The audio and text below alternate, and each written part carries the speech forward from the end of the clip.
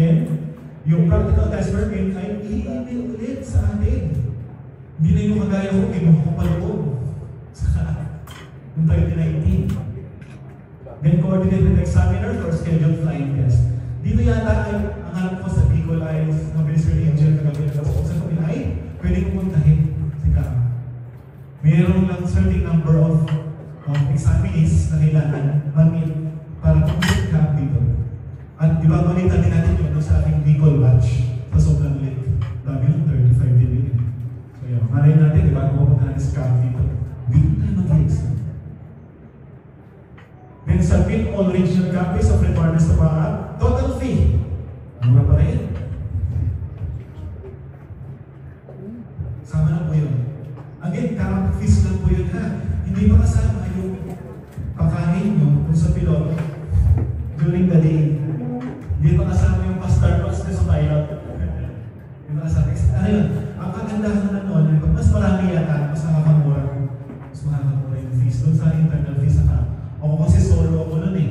Kaya na-solo ko rin yung fees. Pero sa ngayon, yung straight standard nito, exam and practical. Total process to secure yung inyong drone ay, below yun, di ba? Wala nang 2 months. Meron ako yung additional license. 30 days na. Pwede mo ba, engineer, pagsabayin yung drone registration at saka RTL? Pwede? Pagsabayin nyo na. Paparegister kayo ng drone at the same time, dahil si Kasi kayo ang nag-certificate ng requirements, ha? Register? Register. Ito na, yung itsura noon, 2019. Ngayon po ang ganda na. Para na siyang PRC card. Ngayon. Eh, may expire po ako on March 31. March 31. Kaya nag-expire na ako kahapon eh, ang renewal. Ang renewal ay nasa around 3,000 pa lang. Around 3,000. Subject with the 1-4. So, ganito yung itsura, ang knowledge test. Tignan nyo yung subject, no? Air loss. O, di ba?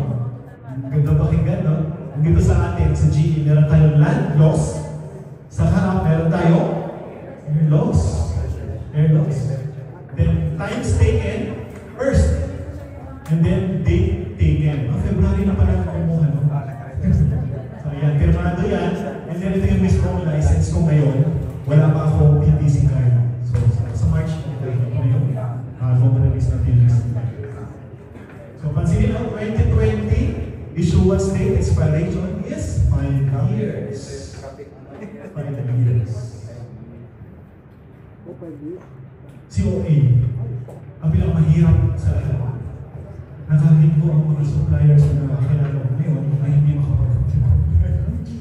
Para itong ISO, ganun ang treatment, super dami ng requirements. Conducting aerial work. Recall, specific category, kailangan ang COA. Sa COA, lahat ng business owners na under the specific categories, yung 15 industries kailangan ng COA. Again, baka malito. True, false. Certificate of Authorization, COA, or Certificate of Airworthiness, COA din. Yung airworthiness, airplanes yun ha. Yung authorization, yung compliance o yung permit.